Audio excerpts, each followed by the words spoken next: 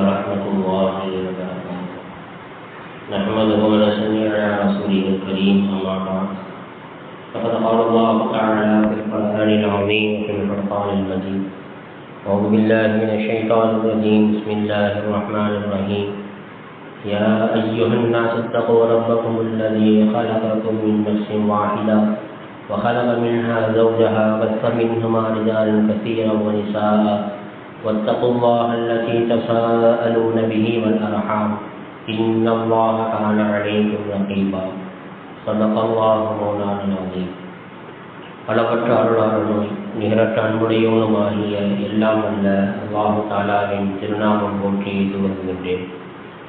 சலாத்தும் சலாமும் உயிருலகது எம்பெருமான முஹம்மது முஸ்தபா அஹமதி முஜதபா ரசூலி கரீம் ஸல்லல்லாஹு அலைஹி வஸல்லம் அவர்களின் மீதும் அந்நாட்டின் அடிச்சுவற்றை அப்படியே பின்பற்றி வாழ்ந்த உத்தம சத்திய சஹாபாக்கள், தாபியீன்கள், தபா தாபியீன்கள், வலிமார்கள், ஷுஹதாக்கள், சாலிஹீன்கள், நல்லோர்கள், குறிப்பாக நம் அனைவரின் மீதும் அல்லாஹுடைய ரஹ்மத் என்னும் கிருபை என்றென்று நிலவட்டுமாக.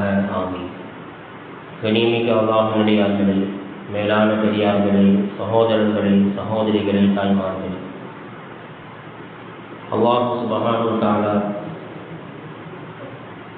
கண்ணியமான ஒரு படைப்பாக இந்த மனித சமுதாயத்தை படைத்து, இந்த மனித சமுதாயம் இன்னும் மேம்பட வேண்டும், மனித சமுதாயத்தை அதிகப்படுத்த வேண்டும் என்ற உயர்ந்த நோக்கத்திலே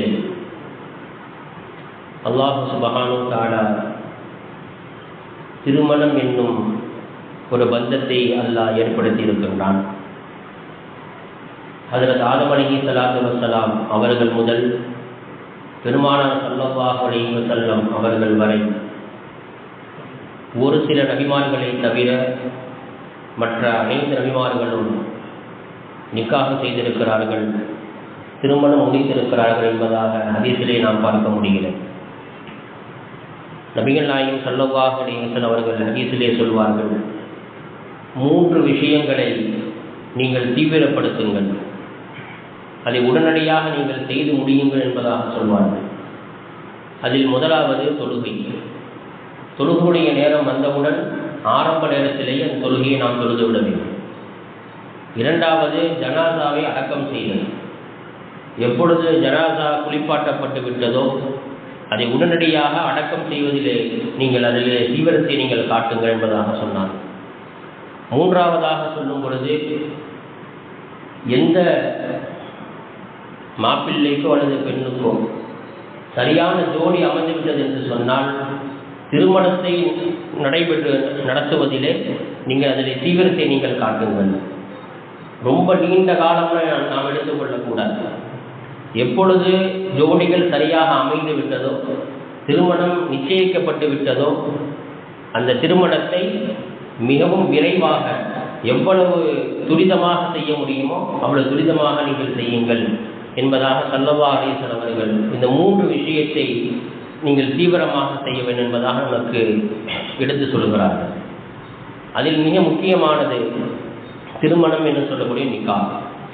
இந்த நிக்காஹுடைய விஷயத்திலும் சரி, அதே போன்று அந்த நிக்காஹுடைய சட்டங்கள், அதை தொடர்ந்து வரக்கூடிய சட்டங்களை நாம் எடுத்துக்கொண்டால், திருமணத்திலிருந்து மறுமணம் வரை, எப்பொழுது திருமணம் செய்கிறாங்க, சில ஆண்டு காலம் வாழ்கிறாங்க, சில மனக்கசப்புகள் ஏற்பட்டு ஒன்று கணவனுக்கு மனைவி பிடிக்காமல் போகுதோ அல்லது மனைவிக்கு கணவன் பிடிக்காமல் போகும் பொழுது தலாக்கு கொடுத்தோ அல்லது குலா கொடுத்தோ அவர்கள் பிரிஞ்சு விடுகிறார்கள். பிறகு இதா இருக்கிறாங்க, மீண்டும் மறுமணம் என்ன செய்கிறாங்க, முடித்துக் கொள்கிறார்கள். இது சம்பந்தப்பட்ட சட்டங்களை தெரிந்து கொள்வது நமக்கு அவசியமாக இருக்கிறது. அதனால் திருமணம் என்பது முதல் மறுமணம் வரை ஏற்படக்கூடிய இந்த சட்டங்களை நாம் முழுமையாக தெரிந்து கொள்ள வேண்டும். ஒரு விஷயத்தை அவன் உள்ளத்திலே நாம் ஆழமாக பதிய வைக்க வேண்டும். மார்க்கத்திலே, ஷரியத்திலே சொல்லப்பட்டிருக்கக்கூடிய சட்டத்திட்டங்களுக்கு தோதுவாக அந்த சட்டத்தை அப்படியே நாம் அமல்படுத்துவோமே ஆனால் நமக்கு எந்த அமலாக இருந்தாலும் சரி, எந்த காரியமாக இருந்தாலும் சரி, அதிலே எந்த சிரமம் நமக்கு இருக்காது. மார்க்கம் சொன்னதற்கு மேலாக அல்லது அதற்கு குறைவாகவோ அதை நாம் நடைமுறைப்படுத்தும் பொழுது நமக்கும் அது சிரமமாகிறது, பிறருக்கும் அது சிரமத்தை ஏற்படுத்துகிறது. இப்போ திருமணத்தை நாம் எடுத்துக்கொண்டோம் என்று சொன்னால், திருமணத்துடைய நோக்கத்தை பற்றி பெருமானார் ஸல்லல்லாஹு அலைஹி வஸல்லம் அவருடைய ஹதீஸிலிருந்தும் குர்ஆனுடைய வசனங்களிலிருந்தும் இமாம்கள் நமக்கு சில விஷயங்களை சொல்லித் தர்றாங்க. திருமணத்தினுடைய நோக்கம் என்ன, அந்த திருமணம் ஏற்படுத்தியதுக்கு உண்டான காரணங்கள் என்ன என்பதை சொல்லும் பொழுது, அதில் முதலாவது அல்-இஅஃபா வ தஹ்சீனுன் நஃப்ஸ். ஒவ்வொரு ஆணும் ஒவ்வொரு பெண்ணும், பருவம் அடைந்த ஒவ்வொரு ஆணும் பருவம் அடைந்த ஒவ்வொரு பெண்ணும் பத்தினித்தனத்தை அவர்கள் பாதுகாத்துக் கொள்ள வேண்டும். அவர்கள் பத்தினித்தனமாக இருக்க வேண்டும். தன்னுடைய வாழ்நாளில் நிக்காஹுக்கு முன்பாக தவறான தொடர்புகளோ, ஆணாக இருக்கட்டும் பெண்ணாக இருக்கட்டும், தவறான தொடர்புகள் என்று சொன்னால் ஒன்று பேச்சினுடைய தொடர்பு, அல்லது ஃபோனில் பேசுறது, இல்லைன்னா அவங்க கூட என்ன செய்யறது, திருமணம் ஆகாமலேயே அந்நிய ஆண்களோடு ஊர் சுற்றுவது, இப்படியான ஒரு தொடர்புகளை அவர்கள் இருப்பார்கள் என்று சொன்னால் இது மிகப்பெரிய பாவத்திலே கொண்டு போய் சேர்க்கும். எனவேதான் திருமணத்தினுடைய நோக்கத்தை சொல்லும் பொழுது, அதனுடைய காரணத்தை சொல்லும் பொழுது இமாம்கள் சொல்றாங்க, பத்தினித்தனத்தை பாதுகாத்துக் கொள்வதற்காக வேண்டித்தான் திருமணத்தை அல்லாஹ் நமக்கு ஏற்படுத்தி கொடுத்திருக்கின்றாங்க. அடுத்து சொல்லும் பொழுது தஹ்சீனுன் நஃப்ஸ், ஒவ்வொரு மனிதனும் ஒவ்வொரு பெண்ணும் தன்னுடைய உள்ளத்தை, தன்னுடைய ஆத்மாவை அவர்கள் பரிசுத்தப்படுத்திக் கொள்ள வேண்டும், அவர்கள் அதை பாதுகாத்துக் கொள்ள வேண்டும். இது முதல் காரணம். இரண்டாவது காரணம் தலபு துர்ரியா. திருமணம் ஆனதற்கு பிறகு ஒவ்வொரு குடும்பத்திலும் எதிர்பார்க்கக்கூடிய ஒரு விஷயம் என்னவென்று சொன்னால் உடனே குழந்தை தான். திருமணமான அந்த மாதத்திலே என்ன செஞ்சிடணும், அவங்க குழந்தை உண்டாயிடணும்.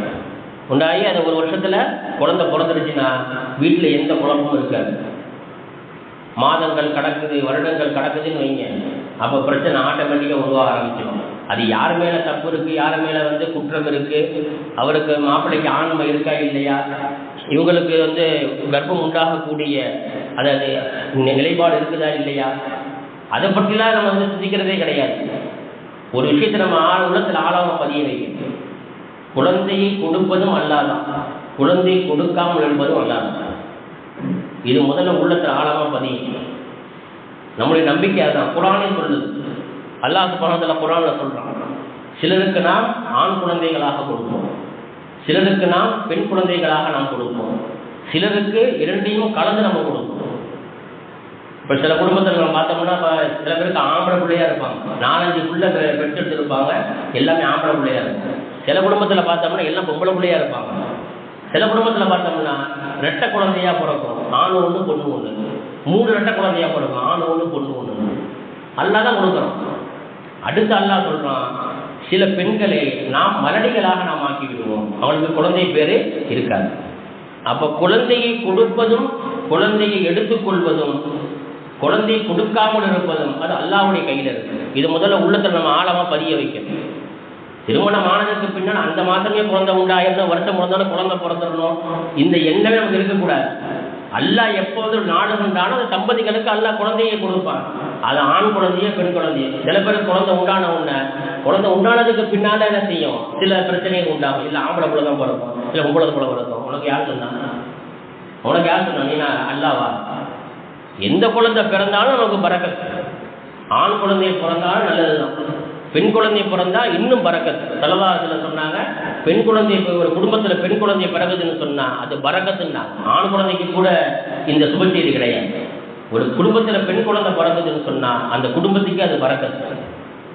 சில பேருக்கு தொடர்ந்து பெண் குழந்தையா பிறக்கும், ஆனால் அந்த குடும்பத்தில் என்ன செய்வாங்க சொன்னா, அந்த அறிவு ஞானம் இல்லாததுனால, அந்த புரிதல் இல்லாததுனால என்ன சொல்லுவாங்க, என்ன ஒரே பொம்பளை பிள்ளையா பெற்றெடுக்கலாம் அப்படின்னு செய்யுது. அந்த பெண்மணியை இழிவாக கருதுறது. பெண் பிள்ளைகள் 2 பிள்ளைங்க 3 பிள்ளைகள் இல்லை, 10 பிள்ளைங்க பெண் பிள்ளை நீங்கள் பெற்றெடுத்தாலும் ஸல்லல்லாஹு சொல்றாங்க, நாளை மறுமை நாளில் பெண் குழந்தையை பெற்றெடுத்த அந்த பெற்றோர்கள் என்னுடன் இப்படி இருப்பார்கள். இந்த 2 விரலுக்கு மத்தியில் எவ்வளவு கேப் இருக்கோ அந்த கேப்பு தான் இருக்கும் ரசூலுல்லாஹ்வுக்கும் அந்த பெற்றோருக்கு மத்தியில். அப்போ ரசூலுல்லாஹ்வோட நெருக்கமாக இருப்பாங்க. இப்போ பெண் குழந்தையை பெற்றெடுப்பது என்பது அது அவமானம் அல்ல, அது பரக்கத்துன்னாங்க ஸல்லல்லாஹு அலைஹி வஸல்லம். அப்போ நிக்காஹுடைய 2வது காரணம் என்ன, குழந்தைகளை பெற்றெடுப்பது. 3வது அஸ்ஸுக்குனு வல் முவத்தத்து வர் ரஹ்மத், திருமணத்தின் மூலமாக கணவன் மனைவிக்கு மத்தியிலே இந்த 3 விதமான விஷயங்களும் இருக்கும். இதுதான் நோக்கம். குர்ஆனுடைய ஆயத்திலே அல்லாஹ் என்ன செய்யறாங்க சொல்லி காட்டுறான். வமின் ஆயாத்திஹி அன் கலகலக்கும் மின் அன்ஃபுசிக்கும் அஸ்வாஜா. என்னுடைய அத்தாட்சியிலும் உள்ளது அல்லாஹ் சொல்றான். இது என்னுடைய அத்தாட்சிங்கிறான் அல்லாஹ். அன் கலகலக்கும் மின் அன்ஃபுசிக்கும் அஸ்வாஜா. உங்களிலிருந்தே உங்களுடைய ஜோடியை உங்களுக்காக அவன் படைத்திருக்கின்றான். எதற்காக? லிதஸ்குடு இலைஹா. அவர்களின் மூலமாக நீங்கள் அமைதி பெற வேண்டும், நிம்மதி பெற வேண்டும். வஜஅல பைனக்கும் மவத்தத்தம் வ ரஹ்மா. உங்களுக்கு மத்தியிலே அவன் மவத்தத் என்று சொல்லக்கூடிய பிரியத்தையும் வ ரஹ்மத் என்று சொல்லக்கூடிய இரக்கத்தன்மையையும் அல்லாஹ் உங்களுக்கு மத்தியிலே அவன் ஏற்படுத்தினான்.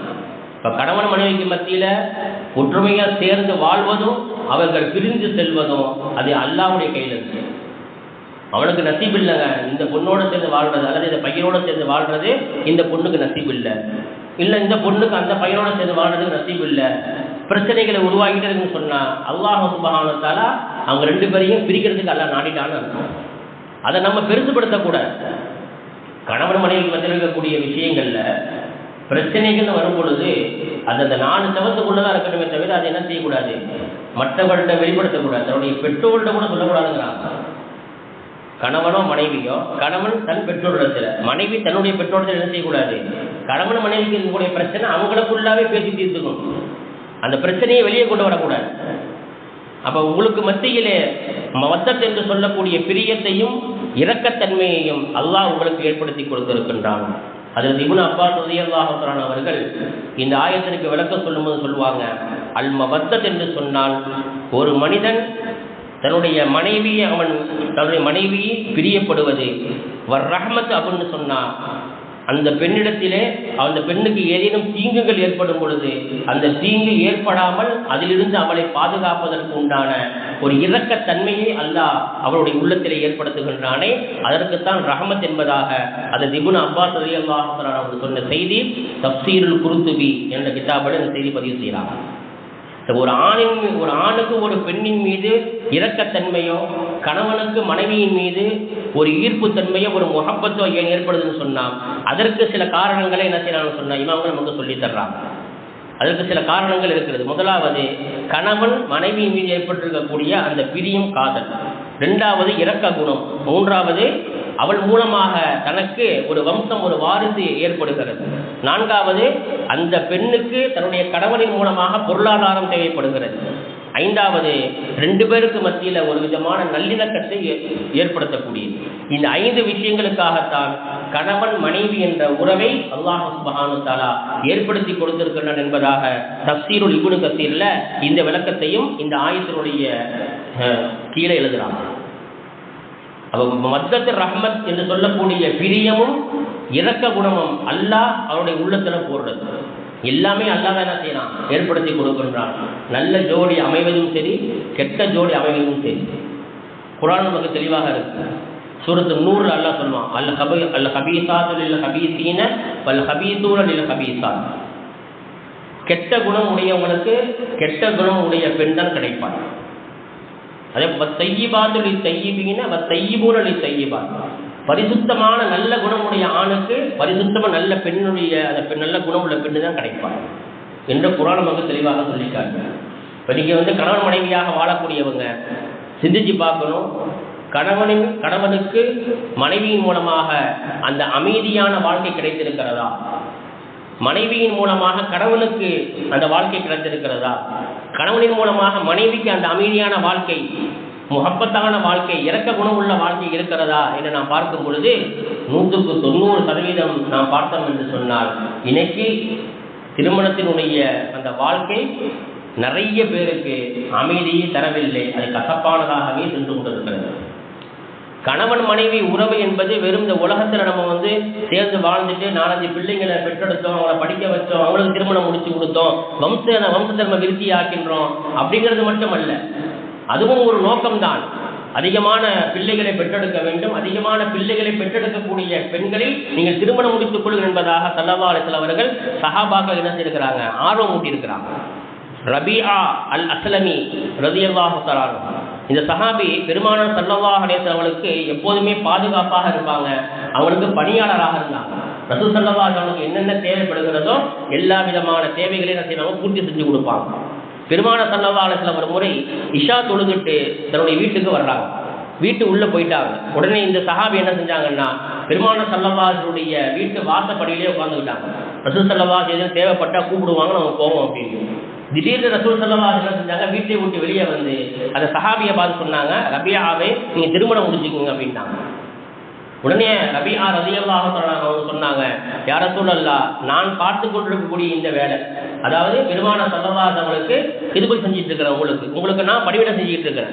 நான் திருமணம் முடிச்சிட்டேன்னு சொன்னால் அந்த பெண்ணோடு நான் வாழ போயிடுவேன், உங்களுக்கு என்ன செய்ய முடியாது, கிதுமத்து பணிவிடை செய்ய முடியாது.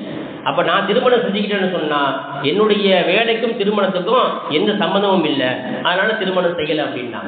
அதற்கு பிறகு அவங்களுக்கு என்ன செஞ்சாங்க, திருமணத்தை பற்றி வாழ்க்கையினுடைய தத்துவத்தை பற்றி எடுத்து சொல்லி இறுதியாக என்ன செஞ்சாங்க, திருமணத்திற்கு அவங்கள சம்மதிக்க வைத்து அந்த சஹாபிக்கு பெருமானார் ஸல்லல்லாஹு அலைஹி வஸல்லம் அவங்களுமே என்ன செஞ்சிருக்கிறாங்க, திருமணத்தை முடித்து வைத்தார்கள் என்பதாக இந்த ஹதீஸு முஸ்னத் அஹ்மதில் பதிவு செய்யப்பட்டது. அப்போ பெருமானார் ஸல்லல்லாஹு அலைஹி வஸல்லம் அவர்கள் தன்னுடைய தோழர்களுக்கு தானும் மனம் முடித்தார்கள், மனம் முடிக்க சொல்லி தன்னுடைய தோழர்களுக்கும் கட்டளையிட்டார்கள் என்பதாக ஹதீஸ் ஷரீஃபிலே நாம் பார்க்க முடிகிறது.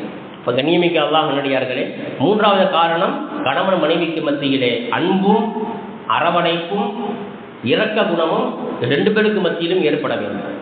நான்காவது இம்திசாலு சுன்னத்தி நபவிய்யா, பெருமானார் ஸல்லல்லாஹு அலைஹி வஸல்லம் சுன்னத்தை ஹயாத்தாக்குவதற்காக, அதை கடைபிடிப்பதற்காக வேண்டி அல்லாஹ் சுப்ஹானஹு வ தஆலா இந்த திருமணம் என்ற பந்தத்தை அல்லாஹ் ஏற்படுத்தி கொடுத்திருக்கிறான். ஹதீஸ்களை நம்ம பார்த்தோம்னா நிக்காஹ் சம்பந்தமாக நிறைய ஹதீஸ்களை ஸல்லல்லாஹு சொல்லியிருக்கிறாங்க. அதை ஒரு சில ஹதீஸ்களை மட்டும் நான் சொல்கிறேன். இப்னு மாஜால பதிவு செய்யப்பட்ட ஹதீஸ் ஸல்லல்லாஹு சொல்கிறாங்க, அந்நிக்காஹ மின் சுன்னதி. நிறைய நிக்காஹுடைய மஜ்லிஸ்களில் குதுபாக்களில் என்ன செய்வாங்க, இந்த ஹதீஸை வாசிப்பாங்க. அந்நிக்காஹ மின் சுன்னதி ஃபமன் ரகிப அன் சுன்னதி ஃபலைஸ மின்னி. யார் என்னுடைய சுன்னத்தை கடைபிடிக்கின்றாரோ, நிக்காஹ் என்ற சுன்னத்தை கடைபிடிக்கின்றாரோ அவர் என்னை சார்ந்தவர். யார் என்னுடைய அந்த சுன்னத்தான நிக்காஹை கடைபிடிக்கவில்லையோ, அதை மறுப்பாரோ அவர் நம்மை சார்ந்தவர் அல்ல என்பதாக ஸல்லல்லாஹு சொல்கிறாங்க. இன்னொரு ஹதீஸில் அதே இப்னு மாஜால ஸல்லல்லாஹு சொல்கிறாங்க, அந்நிக்காஹ மின் சுன்னதி. நிக்காஹ் என்பது என்னுடைய சுன்னத்திலிருந்து உள்ளது, என்னுடைய வழிமுறையிலிருந்து உள்ளது. ஃபமல்லம் யஅமல், யார் அந்த நிக்காஹை செய்யவில்லையோ, பிசுன்னதி, என்னுடைய அந்த நிக்காஹை செய்யவில்லையோ, ஃபலைஸ மின்னி, அவர் என்னை சார்ந்தவர் அல்ல. எனவே ஃபதஸவ்வஜு, நீங்கள் என்ன செய்யுங்க, நிக்காஹ் செய்து கொள்ளுங்கள். ஃபஇன்னி முகாசிர பிக்கமுல் உமம், நாளை மறுமை நாளில் யாரெல்லாம் திருமணம் முடித்திருக்கின்றார்களோ, திருமணம் முடித்து அதிகமான பேர்களை பெற்றெடுத்திருக்கின்றார்களோ, அதை வைத்து மற்ற உம்மத்தினர்களுக்கு மத்தியிலே நான் பெருமைப்பட்டுக் கொள்வேன் என்பதாக ஸல்லல்லாஹு அலைஹி வஸல்லம் அவர்கள் இந்த ஹதீஸில் சொல்லி காட்டுறாங்க. அடுத்து பைஹக்கியில் ஒரு ஹதீஸ் வருது, ஹஜ்ரத் உபைது இப்னு சஅத் ரலியல்லாஹு தஆலா அவங்க அறிவிக்கக்கூடிய ஹதீஸ், மன் அஹப்ப ஃபித்ரதி, யார் என்னுடைய வழிமுறையை பிரியப்படுவாரோ, ஃபல் யஸ்தன்ன பி சுன்னதி, அவர் என்னுடைய சுன்னத்தை அவர் கடைபிடித்துக் கொள்ளட்டும். வமின் சுன்னதி, என்னுடைய சுன்னத்திலிருந்தும் உள்ளதுதான் அந்நிக்காஹு, திருமணம் செய்து கொள்வது என்பதாக ஸல்லல்லாஹு அலைஹி வஸல்லம் சொல்றாங்க. அதே மாதிரி இன்னொரு ஹதீஸ்ல ஸல்லல்லாஹு சொல்றாங்க, திருமணம் முடித்திருக்கக்கூடிய தம்பதிகளை பார்த்து ஸல்லல்லாஹு சொல்றாங்க, மன் தஸவ்வஜ ஃபகத் இஸ்தக்மல நிஸ்ஃபல் ஈமான், யார் திருமணம் முடித்துக் கொண்டார்களோ, முடித்து தம்பதிகளாக அவர்கள் ஆகிவிட்டார்களோ, அவர்கள் ஈமானில் பாதியை அவர்கள் பரிபூர்ணப்படுத்தி விட்டார்கள். ஃபல் யத்தகில்லாஹ ஃபி நிஸ்ஃபில் பாக்கி, மீதி இருக்கக்கூடிய அந்த பாதியிலே அல்லாஹ்வை அஞ்சு கொள்ளட்டும். ஆனால் அல்லாஹ்வை அஞ்சு கொள்ளக்கூடிய விஷயத்துல, பயந்துக்கக்கூடிய விஷயத்துல நிக்காஹுக்கு முன்னாடி அவர் தொழுதிருப்பார், ஆனால் நிக்காஹுக்கு பின்னால் சுத்தமாக தொழுகையே இருக்கு, அப்படியே நேர் மாற்றமாயிடும். ஆனால் ஸல்லல்லாஹு என்ன சொல்றாங்க, எப்படி திருமணம் முடித்து விட்டாரோ ஈமான்ல பாதி அவர் பூர்த்தி செஞ்சிட்டார், மீதி இருக்கக்கூடிய பாதியில அவர் அல்லாஹ்வை அஞ்சு கொள்ளட்டும். அப்படின்னா என்ன அர்த்தம், தன்னுடைய மனைவிக்கு செய்ய வேண்டிய கடமைகளை கரெக்டாக செய்யணும், அல்லாஹ்வுக்கு செய்ய வேண்டிய கடமைகளை கரெக்டாக செய்யணும், ரசூலுல்லாஹ்வுக்கு செய்ய வேண்டிய கடமைகளை கரெக்டாக செய்யணும். மனைவிக்கு என்னென்ன கடமைகள் இருக்குதோ அவருக்கு உண்டான உடை, இடம், இருப்பிடம், உணவு, இதெல்லாம் கொடுக்க வேண்டிய யாருடைய கடமை, கணவனுடைய கடமை தான். ஆனால் இன்னைக்கு எல்லாம் அப்படியே நேர் உள்டா, இன்னைக்கு நேர் மாற்றம் ஆயிடுச்சு. பொண்ணு பேசும்போது என்ன செய்யறாங்க, பொண்ணுக்கு நீங்கள் ஒரு வீடியோ எழுதி வச்சிடணும் அப்படிம்பாங்க. எல்லாம் ஒட்டுமொத்தமாக ஹராம். நீங்கள் அந்த பொண்ணுகிட்ட இருந்து நீங்கள் வாங்கி ஒரு வீடோ அல்லது ஏதோ ஒரு பொருளை வாங்கி நீங்கள் உபயோகப்படுத்துறீங்கன்னு சொன்னால், எத்தனை ஆண்டு காலம் அந்த பொருளை நீங்கள் உபயோகப்படுத்துறீங்களோ பூரா ஹராம். அந்த ஹராமான முறையில் தான் நீங்கள் செஞ்சுருக்கிறீங்க, அந்த பொருளை நீங்கள் உபயோகப்படுத்திருக்கிறீங்க. நிக்காஹ் அப்படின்னு சொன்னால் 4 விஷயங்கள் தான். இந்த 4 விஷயங்கள் நிக்காஹ் முடிஞ்சிடும். ஆனால் இன்றைக்கி நம்ம வந்து நிக்காஹ் அப்படின்னு சொன்னால் அதை வந்து இன்னொரு பெரிய ஒரு பாரமான பொருளை நம்ம இன்றைக்கி ஆக்கிட்டோம். ஸல்லல்லாஹு சொல்கிறாங்க, நிக்காஹ்னா என்ன? மாப்பிள்ளை பெண்ணுக்கு மகர் கொடுக்கணும், 1. 2வது ஈஜாப். ஈஜாப்னா என்ன? இந்த இன்னாருடைய மகளானிய இந்த பெண்ணை உங்களுக்கு இத்தனை மகருக்கு நான் என்ன செய்கிறேன், நிக்காஹ் முடித்து தருகிறேன் என்று கேட்பது, இதுதான் ஈஜாப். உடனே மாப்பிள்ளை என்ன சொல்லுவார்? ஏற்றுக்கொண்டேன், கபூல் செய்தேன், ஒப்புக்கொண்டேன்னு சொல்லுவார். இதுக்கு என்ன சொல்லுவோம்? கபூல். இது 3வது. 4வது, நிக்காஹுக்கு பின்னால் மாப்பிள்ளை வீட்டு சார்பாக என்ன செய்வாங்க? வலிமா கொடுப்பாங்க, வலிமா விருந்து. ஆனால் இன்றைக்கி நம்ம என்ன ஆக்கிட்டோம்னு சொன்னால், நிக்காஹ் முடிஞ்சோடனே நம்ம என்ன செஞ்சிடறோம்? உணவு கொடுத்துட்றோம். ஆனால் வலிமான்னு சொன்னோம்னா மறுநாள் கொடுக்கக்கூடிய சாப்பாடு தான் என்ன சொல்கிறது? வலிமா விருந்துன்னு சொல்கிறது. ஆனால் நம்ம என்ன செஞ்சோம்னா ஒரே அடியாக முடிச்சுக்கிறோம். 11:30 மணிக்கு நிக்காக வச்சுட்டு என்ன செஞ்சிடறோம்? நம்ம உடனடியாக விருந்து வச்சு நம்ம முடிச்சிடறோம். இப்படி செஞ்சுக்கலாம். அந்த காலத்துக்கு தோதம் என்ன செய்யணும் சொன்னால், விருந்தினருடைய கொடுக்கக்கூடிய நேரத்தை முன்பின் ஆக்கியிருக்கோம், அவ்வளோதான். ஆனால் அந்த விருந்து யார் கொடுக்கணும்? இந்த சொல்லியிருக்கக்கூடிய 4 விஷயங்களில் 3 விஷயங்கள் அந்த மாப்பிளுடைய பொறுப்பில் உள்ளது. 1 மகர், 2வது கபூல் செய்கிறேன் என்று சொல்வது, 3வது வலிமா விருந்து கொடுக்கறது. ஆனால் இன்னைக்கு அப்படியே உள்டா, ஒட்டுமொத்தமாக என்ன செஞ்சிருக்கிறது? பொண்ணூட்டு தலையிலே மொத்தமாக வச்சு அமைக்கிறது. நீங்கள் தான் என்ன செய்யணும்? நாங்கள் 200 பேர் வந்துடுவோம், நீங்கள் சாப்பாடு கொடுத்துருவோம். இதை இன்னொரு விஷயத்தை நீங்கள் கவனிக்கணும். 2 பேருமே, அதாவது தம்பதிகளுடைய கணவன் மனைவி ஆகிறாங்க பார்த்தீங்களா, மாப்பிள்ளையோட பொண்ணு வீடு, 2 பேருமே என்ன செய்கிறாங்க? சம்மதித்து நாங்கள் பாதி காசு தரோம், நீங்கள் பாதி காசு கொடுங்க. இப்போ 5 லட்ச ரூபா செலவாகும் சாப்பாட்டுக்கு. 5 லட்ச ரூபா செலவாகும். நீங்கள் கூட தான் ஆகும். ஒரு உதாரணத்துக்கு சொல்கிறேன். உடனே என்ன சொல்கிறாங்க? மாப்பிள்ளை வீட்டுல நாங்கள் 2 லட்ச ரூபா கொடுத்துருவோம். உடனே பொண்ணு வீட்டில் என்ன சொல்கிறாங்க? நாங்கள் ஒரு 2 லட்ச ரூபா கொடுத்துருவோம். அப்போ என்ன செய்யலாம்? தாராளமாக 2 பேரும் ஒத்துக்கிட்டாங்க. ஒத்துக்க வைக்கக்கூடாது, நல்லா புரியணும். நீங்கள் பாதி கொடுங்க, நீங்கள் பாதி கொடுங்கன்னு என்ன செய்யணும்? கேட்கக்கூடாது. அவங்களாவே முன் வந்து என்ன செய்கிறாங்க? ஆளுக்கு பாதி காசு போட்டுக்குவோம், நம்ம ஷேர் பண்ணிக்குவோம், செஞ்சுக்குவோம் அப்படின்னு முன் வந்தால் தாராளமாக என்ன செஞ்சுக்கலாம்? அந்த விருந்தை நம்ம சாப்பிட்டுக்கணும். இப்படி இல்லாமல் ஒட்டுமொத்தமாக பொண்ணுடைய தலையை நம்ம கட்டணும் அப்படின்னு சொன்னால் அந்த உணவு முழுக்க நமக்கு ஹராமாகும். அந்த உணவை நீங்கள் சாப்பிட்டு நீங்கள் கையேந்து நீங்கள் துவா கேட்டாலும், காபத்துள்ளால போய் நின்றுக்கிட்டு திரையை பிடிச்சிட்டு நீங்கள் உழுப்பிக்கிட்டே துவா கேட்டாலும் துவா கபூலாகாது. ஆனால் இன்றைக்கி அதிகமாக எனக்கு அதான் இன்றைக்கி நடக்குது. ஒட்டு மொத்தமாக என்ன செஞ்சிடுறது? பொண்ணு தலையிலே கட்டிடுறது. ஆனால் சில நிக்காக நான் பார்த்தோம்னு சொன்னால் மாப்பிள்ளை என்ன செய்வார்? மகளை கொடுப்பாரு, பொண்ணுக்கு எதுவுமே வேணான்னு சொல்லிடுவார். எதுவுமே வேணாம், எல்லாமே எங்கள் செலவு தான்.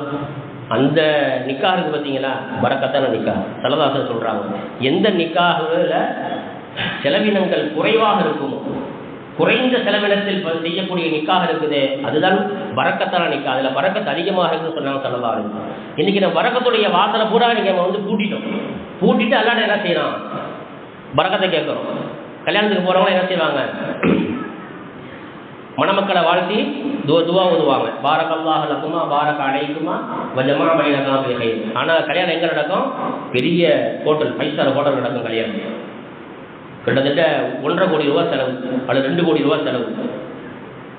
மார்க்கம் அப்படி சொல்லவே இல்லையே. பரக்கத்துடைய வாசலை மூடிட்டு நீங்கள் மணமக்களை நீங்கள் வந்து அந்த சாப்பாடை சாப்பிட்டுட்டு நீங்கள் உங்களுடைய அந்த மணமக்களை நீங்கள் வாழ்த்துனீங்கன்னு சொன்னால் எங்கேருந்து பரக்கத்து வரும் உங்களுக்கு? அப்போ அந்த துவாவுடைய மதிப்பு என்ன? பரக்கத்துடைய வாசலை மூடியாச்சு, மூடிட்டு பரக்கத்து வேணும் எங்கேருந்து வரும்? அல்ல எங்கேருந்து கொடுப்பான்? அப்போ எந்த நிக்காகில் செலவினங்கள் குறைக்கப்படுகிறதோ அதிலே அதிகமான பரக்கத்து இருக்கிறது. அதே நேரத்தில் ஸல்லல்லாஹு சொன்னாங்க, எந்த நிக்காகில் எந்த திருமணத்தில் பணக்காரர்கள் வசதி படைத்தவர்கள் மட்டும் அழைக்கப்பட்டு விருந்து கொடுக்கப்படுகிறதோ அந்த இடத்திலும் பரக்கத்து இல்லாமல் போய்விடும். ஒரு திருமணம் நடக்குதுன்னு சொன்னால் ஏழைகளுடைய பங்கும் அதில் இருக்கும். ஒரு 10 ஏழைகளுக்காச்சும் என்ன செய்யணும்? நம்ம அந்த திருமணத்தின் மூலமாக உணவுகளை கொடுக்கணும். அப்போ தான் அந்த திருமணத்தில் பரக்கத்து இருக்கும். அப்படி இல்லைன்னு சொன்னால் திருமணத்தில் என்ன இருக்காது? சுத்தமாக பரக்கத்தே இருக்காது என்று ஸல்லல்லாஹு என்ன செய்கிறாங்க? நமக்கு சொல்லி காட்டுகிறாங்க. கண்ணியமிக்க அல்லாஹ் நல்லடியார்களே, அப்போ தம்பதிகளாக ஆகக்கூடியவங்க பாதி ஈமானில் பாதி அவங்க வந்து சரியாக்கிட்டாங்க, மீதி இருக்கக்கூடிய பாதியிலே அல்லாஹ்வை அவர் அழிஞ்சு கொள்ளணும்னு சொல்கிறாங்க ஸல்லல்லாஹு அலைஹி வஸல்லம். ஆனால் அந்த அல்லாஹ்வுடைய பயம் திருமணத்திற்கு பிறகு அந்த தம்பதிகளிடத்தில் இருக்கிறதா என்று நாம் யோசிக்க வேண்டும். ஒரு ஹதீஸில் ஸல்லல்லாஹு சொல்லுவாங்க, கணவன் மனைவியினுடைய இபாதத்துடைய விஷயத்தில் எப்படின்னு சொன்னால் கணவன் என்ன செய்கிறாரு, அதிகாலையில் எழுந்திருக்கிறார். அதிகாலையில், அதாவது தஹஜ்ஜுடைய நேரம், ஃபஜ்ருக்கு இல்லை, தஹஜ்ஜுடைய நேரத்தில் எழுந்திருக்கிறார். எந்திரிச்சு தன்னுடைய மனைவியும் எழுப்புறார். மனைவியும் என்ன செய்கிறார், எழுப்பிவிடுறார். மனைவி எந்திரிக்கிறார். இது தஹஜ்ஜுத், சுன்னத்தான தொழுகை. பரலான தொழுகைக்கு எந்திரிச்சு ஆகணும், தொழுது தான் ஆகணும். அந்த சட்டம் வேற. கணவன் மனைவியினுடைய விஷயத்தில் ஸல்லல்லாஹு சொல்கிறாங்க, இவருக்கு தஹஜ்ஜுத் நேரத்தில் 4 மணிக்கு எந்திரிச்சு அவருடைய சுய தேவையெல்லாம் முடிச்சுட்டு ஒன்று செஞ்சுட்டு வந்து மனைவியை எழுப்புறார். மனைவியை எழுப்பும் பொழுது மனைவி என்ன செய்யல, எந்திரிக்கலை. மனைவி எந்திரிச்சு தொழுகணும் அப்படிங்கிற அந்த உயர்ந்த எண்ணத்தில் என்ன செய்கிறாரு, தண்ணியை முகத்தில் தெளிச்சு விடுறாரு. எந்திரிச்சு என்ன செய்யணும், அவங்கள்ட்ட தொழுதுட்டோம் அப்படின்னு ஸல்லல்லாஹு சொல்கிறாங்க. அப்படி தானும் எழுந்து தன்னுடைய மனைவியும் யார் எழுப்பி அந்த இரவு நேர தொழுகையை தொழுகிறாரோ அந்த தம்பதிகள் பரக்கத்தான தம்பதிகள். அல்லாஹ்வுடைய உதவி அவங்களுக்கு நேரடியாக கிடைக்கும். அந்த நேரத்தில் எழுந்து தம்பதிகள் கணவனும் மனைவியும் தொழுது அல்லாஹ்ட்ட கேட்டாங்கன்னு சொன்னால் இன்னைக்கு அதிகமான பேருக்கு பிள்ளை பாக்கியம் இல்லாமல் இருக்கு. எந்த நேரத்தில் கேட்கணும், அந்த தஹஜ்ஜுடைய நேரத்தில் எந்திரிச்சு கேட்கணும். இன்னைக்கு நம்ம தூங்கி எழுறதே 10 மணிக்கு, வேணும் 9 மணிக்கு தஹஜ்ஜுத் சொல்லுவோமா? தூங்கி எந்திரிக்கிறதே சூரியன் உதயமானதுக்கு பிறகுதான். அதிகாலை நேரத்திலே இந்த உம்மத்திற்கு பரக்கத்தை அல்லாஹ் கொடுத்திருக்கிறார். ஆனால் அந்த பரக்கத்தை பெறுவதற்கு என் உம்மத்து தயாராக இல்லை. ஸல்லல்லாஹு சொல்றாங்க. எதுவாக இருந்தாலும் அல்லாஹ்ட்ட கேட்கணும். அப்போ அல்லாஹ்ட்ட கேட்கக்கூடிய நேரம் எது, அது தஹஜ்ஜுடைய நேரம். அது அந்த நேரத்தில் அல்லாஹ்ட்ட நம்ம என்ன செய்யணும், கையேந்தி நம்ம என்ன கேட்குறோமோ, குழந்தை பார்க்க வேணுமா அல்லாஹ் குழந்தை பாக்கியத்தை கொடுப்பான். ஆம்பளை பிள்ளை வேணுமா ஆம்பளை பிள்ளை எல்லாம் கொடுப்பான். பொம்பளை பிள்ளை வேணுமா பொம்பளை பிள்ளை எல்லாம் கொடுப்பான். கேட்கணும். கணவனும் துவா கேட்கணும், மனைவியும் துவா கேட்கணும். 2 பேருமே தொழுதுட்டு துவா கேட்கணும். அதற்கு பிறகு ஃபஜ்ருடைய தொழுகை என்ன செய்யணும், அவங்க தொழுவோம். கணவன் பள்ளிக்கு வந்துடணும், மனைவி வீட்டில் என்ன செய்யணும், தொழுவோம். இன்னைக்கு எந்த இபாதத்துமே இல்லை. ஈமானிலே பாதையை அவர்கள் பூர்த்தி செய்து விட்டார்கள். மீதி பாதையிலே அல்லாஹ்வை பயந்து கொள்ளட்டும் என்று ஸல்லல்லாஹு அவர்கள் சொன்னது இன்னைக்கு தம்பதிகள் மத்தியில் நீ அல்லாஹ்வுடைய அச்சமே இன்னைக்கு இல்லை. அதனால தான் அவங்களுடைய வாழ்க்கை இன்னைக்கு ஹராமை நோக்கி போய் கொண்டிருக்கிறது நாம் கண்கூடாக பார்க்கணும். ஒட்டுமொத்தமாக சம்பாதிக்கக்கூடிய சம்பாத்தியம் ஹராமு. வட்டிக்கு என்ன செய்றாங்க, கடன் வாங்கி நீங்கள் செலவு பண்ணுறாங்க. இந்த நிலைமை ஏன் ஏற்பட்டுச்சு?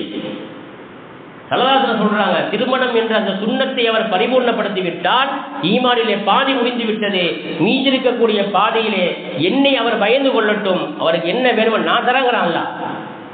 கேட்பதற்கு தம்பதிகள் இன்னைக்கு என்ன செய்யல, இன்னைக்கு தயாராக இல்லை. ஏதோ நீ கல்யாணம் முடிச்சு கொடுத்துட்டோம், தம்பதிங்க புதுமண தம்பதிங்க தூங்கிட்டோம். புதுமண தம்பதிகள் அன்று இரவு ஒன்று சேர்ந்து விட்டு சூரியன் உதயமாக வரைக்கும் தூங்குவார்களே, ஆனால் அந்த ஒட்டுமொத்த குடும்பத்திற்கு அது முசீபத்து. சூரியன் உதயமாவதற்கு முன்பதாக எழுந்து கணவனும் மனைவியும் குளித்து விட வேண்டும். பெரிய முசீபத்துங்கிறது. திருமணமாகி அந்த இரவு முதலிரவை முடித்ததற்கு பின்னால் காலை சூரியன் உதயமாக வரைக்கும் புதுமண தம்பதிகள் தூங்குவார்களே, ஆனால் அது ஒட்டுமொத்த குடும்பத்திற்கு ஒரு பெரிய முசீபத்தாக அமையும் என்று சொல்கிறார்கள் ஸல்லல்லாஹு அலைஹி வஸல்லம். அப்ப அல்லாஹ்வுடைய அச்சம் என்பது எங்கே போனது, யோசிக்கணுமா இல்லையா? இப்ப திருமணத்தினுடைய நோக்கத்தை பற்றியும் அதனுடைய சட்டத்திட்டங்களை பற்றியும் அல்லாஹ் சுப்ஹானஹு வ தஆலா குர்ஆனின் மூலமாக நமக்கு எடுத்து சொல்கிறான். பெருமானார் ஸல்லல்லாஹு அலைஹி வஸல்லம் அவர்கள் நமக்கு அழகிய முறையில் நமக்கு எடுத்து சொல்றான். அல்லாஹ் சூரத்து நிசாவுடைய ஆரம்பத்தில் அல்லாஹ் சொல்றான். இந்த ஆயத்தை என்ன செய்வாங்க, நிக்காஹுடைய அந்த ஹுதுபால ஓதுவாங்க. யா அய்யுஹன்னாஸ் தகூ ரப்பக்கும் அல்லதி ஹலகக்கும் மின் நஃப்ஸின் வாஹிதா. ஒரே ஆத்மாவிலிருந்து உங்களை படைத்தானே, அப்படிப்பட்ட உங்களுடைய ரப்பை நீங்கள் அஞ்சிக் கொள்ளுங்கள். வஹலக மின்ஹா ஸௌஜஹா. அதிலிருந்து தான், அந்த ஒரே ஆத்மாவிலிருந்து தான் உங்களுடைய துணைவியை அல்லாஹ் படைத்தான். அதற்கு ஆதம் அலைஹிஸ்ஸலாத்து வஸ்ஸலாம் அவர்களையும் ஹவ்வா அலைஹிஸ்ஸலாத்து வஸ்ஸலாம் அவர்களையும் படைத்ததை பற்றி அல்லாஹ் சொல்லி காட்டுகிறான். அடுத்து வஸ்ஸமின்ஹுமா ரிஜாலன் கஸீரன். ஆதம் ஹவ்வா அலைஹிஸ்ஸலாத்து அவர்கள் மூலமாக நிறைய ஆண்களையும் பெண்களையும் அல்லாஹ் இந்த ஒட்டுமொத்த பூமியிலையும் பரவ செய்தான். அதிலிருந்து வந்தவர்கள் தான் இன்னைக்கு நாம். இனி கோடான கோடி மக்கள் கியாமத் நாள் வரைக்கும் வருவாங்க. அனைவர்களும் யார்?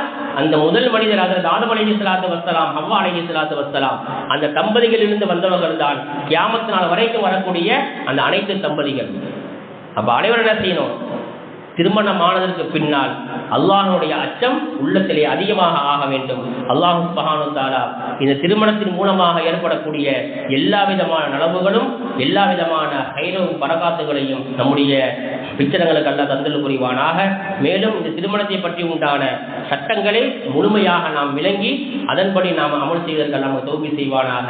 எந்த அளவுக்கு மார்க்க விஷயத்திலே மார்க்கத்தினுடைய அடிப்படையிலே நிக்காகை நாம் அமைத்துக் கொள்வோமோ நமக்கு எல்லா விதமான செயல்பாடுகளும் எல்லா விதமான வேலைகள் நமக்கு லேசாக ஆகிவிடும் என்பதையும் அல்லாஹும் ரசூலும் நமக்கு அழைமுறையிலே சொல்லித் தருகிறார்கள். இன்ஷா அல்லாஹ் வரக்கூடிய வாரங்களிலே திருமணத்திற்கு பிறகு ஏற்படக்கூடிய பிரச்சனைகள், அதன் மூலமாக ஏற்படக்கூடிய தலாக்கு உடைய சட்டம், குலாவுடைய சட்டங்கள், இத்தாவுடைய சட்டங்கள், பிறகு அந்த கணவனுக்கு மனைவிக்கு மத்தியிலே பிரிவு ஏற்படுவதற்கு பின்னால் அவர்கள் மறுமணம் செய்து கொள்வது, இது சம்பந்தமான குர்ஆன் ஆயத்தினுடைய விளக்கங்களை இன்ஷா அல்லாஹ் நாம் பார்ப்போம். அல்லாஹ் சுப்ஹானஹு வ தஆலா நம்முடைய பிள்ளைகளுக்கு யார் யாருக்கெல்லாம் இன்னும் ஜோடிகள் அமையவில்லையோ அவர்களுக்கு நல்ல சாலிஹான ஜோடிகள் எல்லாம் அமைத்து தருவானாக.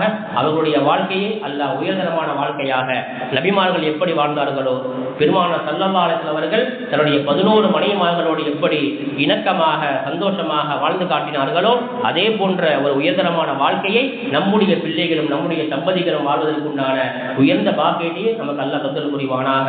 வாஹிரு தஅவானா அல்ஹம்துலில்லாஹி ரப்பில் ஆலமீன். அஸ்ஸலாமு அலைக்கும் வரஹ்மத்துல்லாஹி தஆலா வபரகாத்துஹு.